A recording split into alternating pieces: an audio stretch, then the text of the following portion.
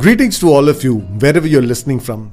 I am Commander Bimal Raj, a TEDx speaker, internationally certified trainer and coach, mindset mentor, and a teen and parents coach.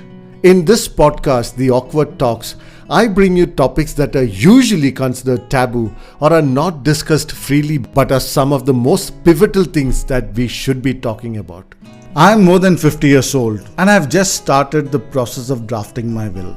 I started doing this process after listening to some horror stories that some of my friends and their relatives have been through. Some famous examples like American guitarist Jimi Hendrix died in 1970, but the battle over his estate raged for more than 30 years. There are many others like Pablo Picasso, Bob Marley, and even US President Abraham Lincoln, despite being a lawyer himself.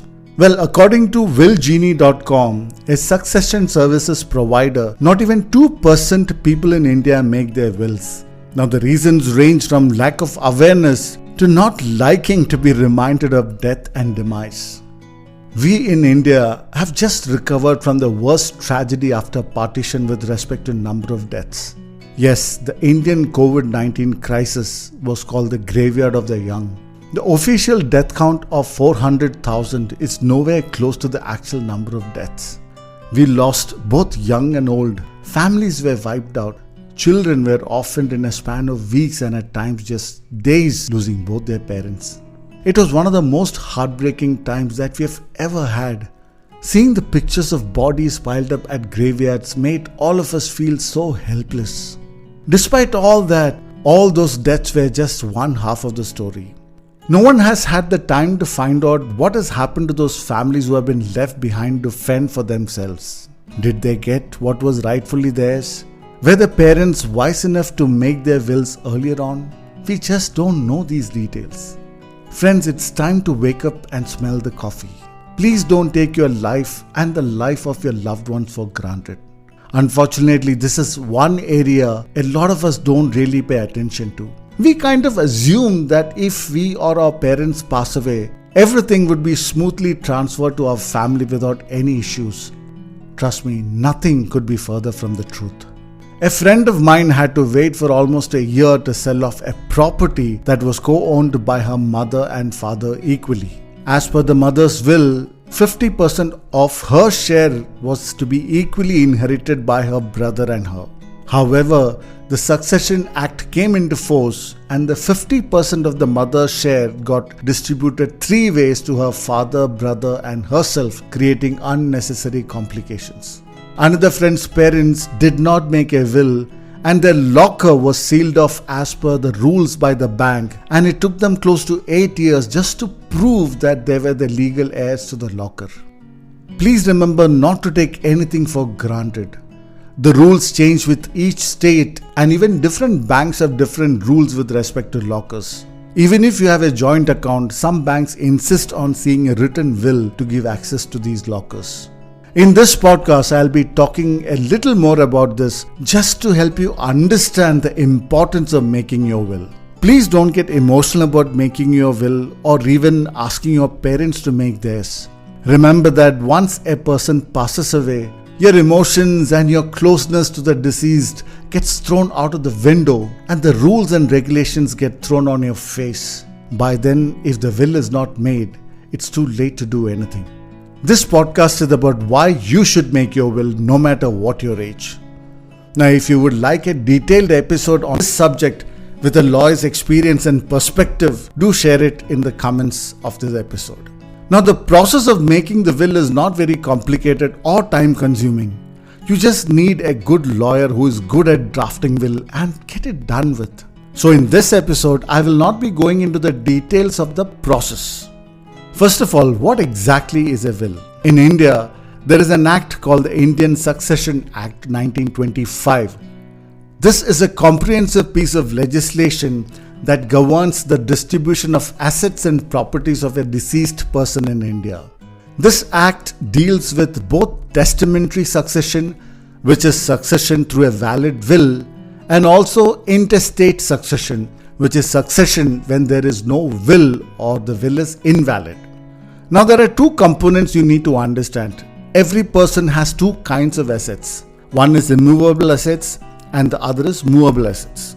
Immovable assets are basically any kind of property that they own, and movable assets are the cash, money in bank accounts, lockers, any shares and bonds they may have, family heirlooms, vehicles, or anything else owned by the deceased.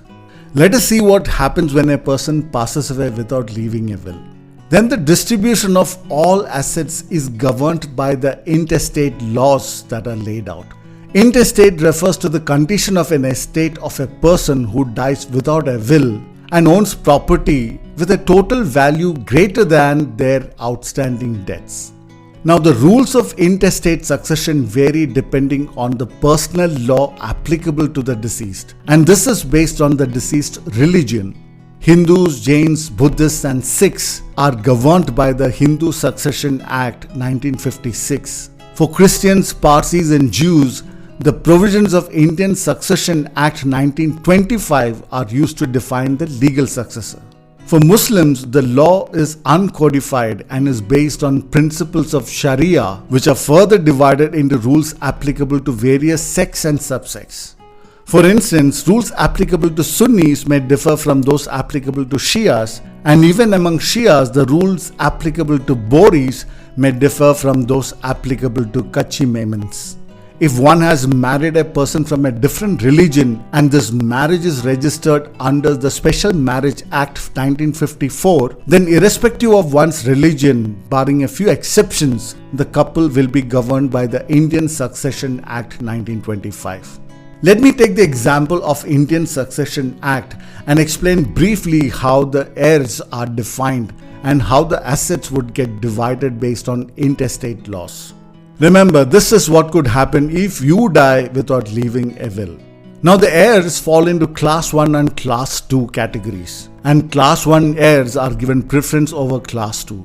These would vary depending on the personal laws applicable to different communities. Generally, Class 1 heirs are the children of the deceased, the widow, mother, grandkids, etc.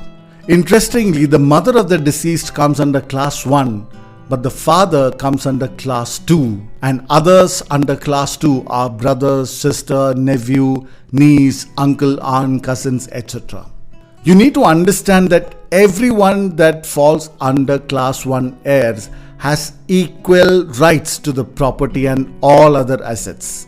This means that even if I want 100% of my property and other assets to go to my spouse, it will not be possible if I don't have a written and registered will.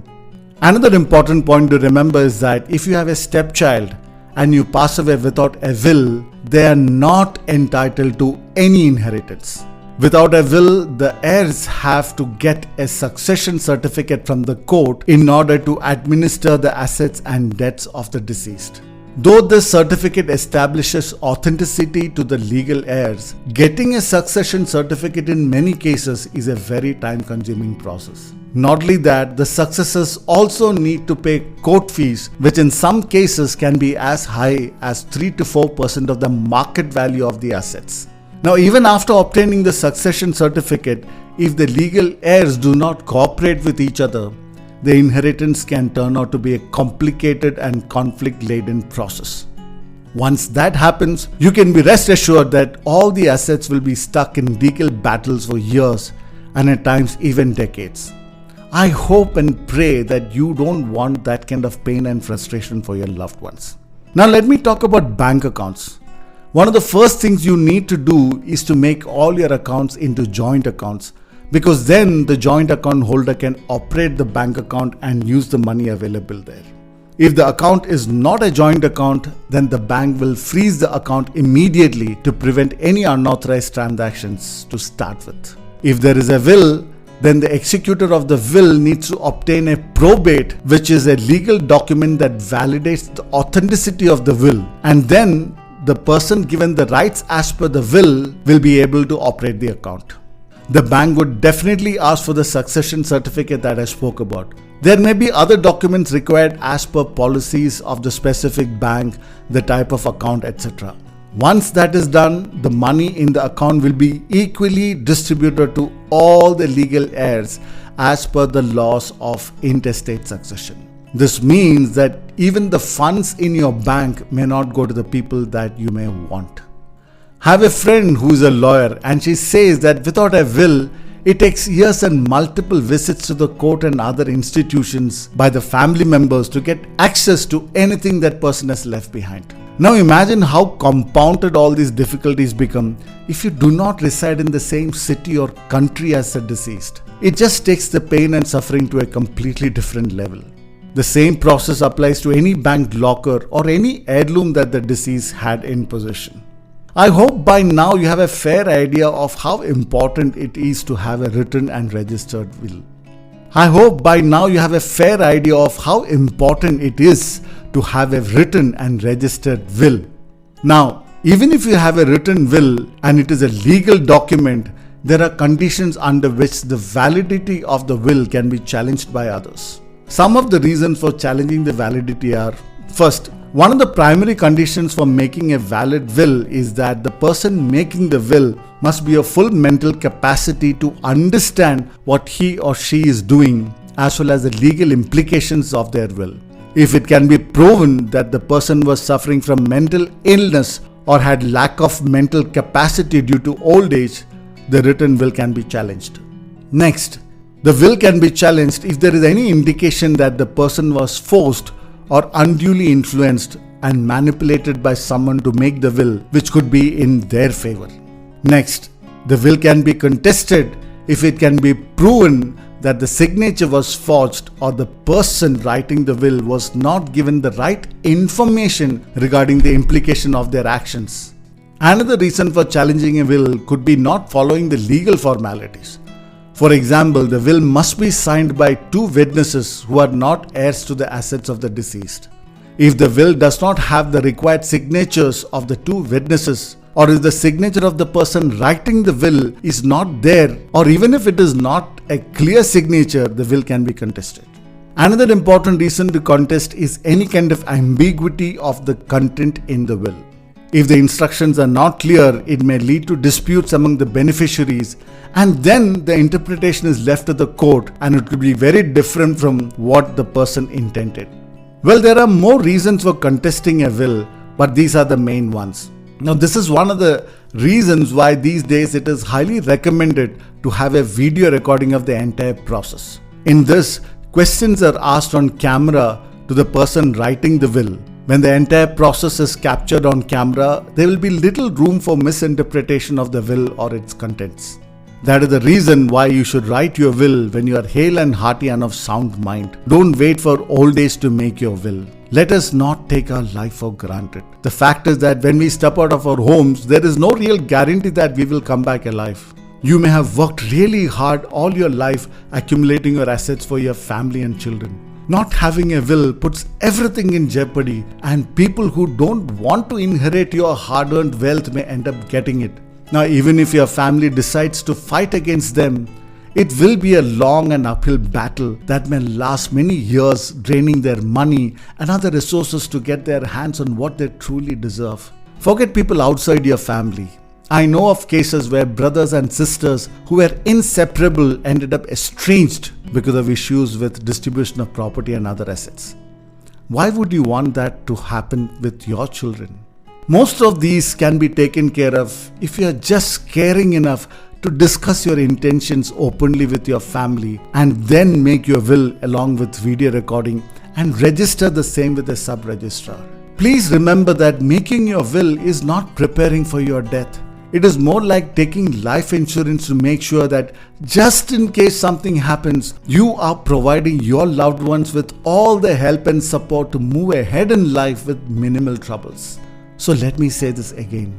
If you really love your family, make your will at the earliest. Do share in comments if you want a detailed episode on this topic. Do click on the follow button and please rate this podcast if you like it. Please don't forget to like and share. I firmly believe that everyone needs to listen to this topic. This is Commander Bimal Raj, and I will be back with another episode very soon.